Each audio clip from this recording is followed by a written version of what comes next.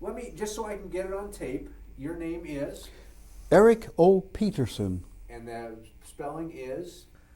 Erikopetersen. S-E-N. Okay, great. Don't make a sweet out of me. And you'll be just chatting with Adolf here. Yep. Adolf. Yep, Adolf. That's a good German name. Yeah, as German as you can get. My middle name is Otto. Oh, really? Ah. My uncle Otto was on Hitler's staff, and he got executed by the Russians at the end of the war. Oh, really? Yeah. Huh. Yeah. Was he from Denmark? No, he was born in Germany, but the family, my grandparents, had moved to Denmark, so. Were they in contact with your Uncle Otto at all during the war, or? No, we were cut off pretty well. My dad went back to visit Denmark in 1939 early. He no more than got there, and they were invaded by the Germans. And I didn't see him for 7 years. Your father? My father, yeah. Did they inter him, or did he just get stuck there? No, he was born in Denmark, you know, so he just blended right in with the population, so there was no problem, even though he did work in the underground. So you were a German, so he must have been a German speaker, No, too. no, he was Danish. He was born in Denmark. My mother spoke German, and my grandparents spoke German. So I picked up a little bit of it. Did your mother get stuck over in? No, she stayed in the United States. She ran a beauty parlor back in New York.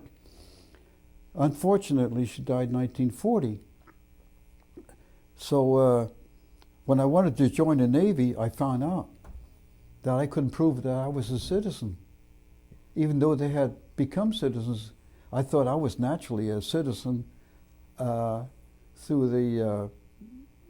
the immigration policies.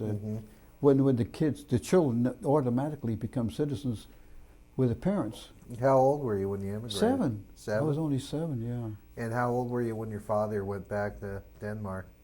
19. 19? Yeah. So was it just you and your brother, was it, or? Just me and my brother, yeah. My brother joined the Army, and in 1941, after the Pearl Harbor, I tried to join the Navy. I wanted to be a Navy pilot. And they wouldn't accept me because I couldn't prove that I was a citizen. Unfortunately, so I had to wait and join the Army.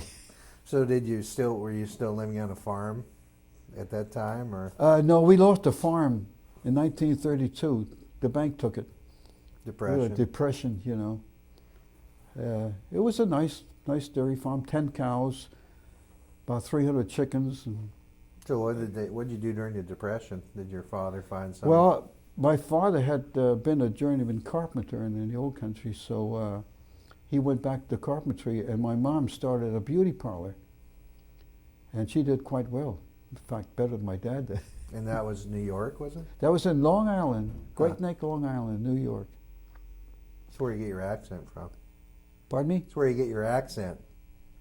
I have a New York accent. Yeah, I thought you had. But a New Yorker tell I have a Danish accent. Oh, really? Yeah.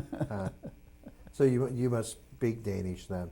Oh yeah, I speak Danish, and I understand German a little bit. It came in handy overseas when, all through France, we had French Canadians in my outfit. And they were able to interpret real well.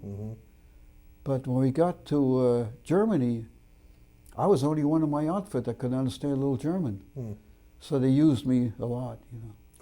Do you remember Pearl Harbor when it occurred? Oh God, yeah. The moment, yeah.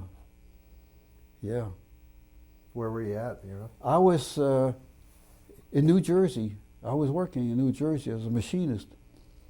And it was a Sunday, I remember. My friends were visiting. We heard the news over the radio.